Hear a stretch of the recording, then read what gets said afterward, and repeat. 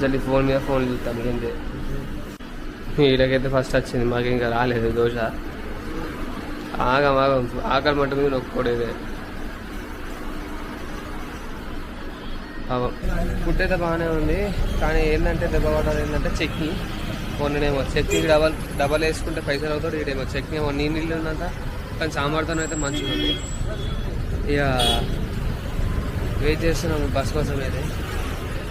చాయ్ కూడా తాగినాం, చాయ్ మాత్రం ఎక్సలెంట్ ఉంది, అదొకటి మంచిదే.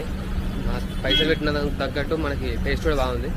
ఇక బస్ కోసం అయితే వెయిట్ చేస్తున్నాం. బస్ అయితే వస్తుంది. అరే బస్ వస్తుందా మాణి సమీర్? అరే బస్ అయితే ఎక్కినాం, కానీ ఏడికి పోతున్నాం తెలియదు.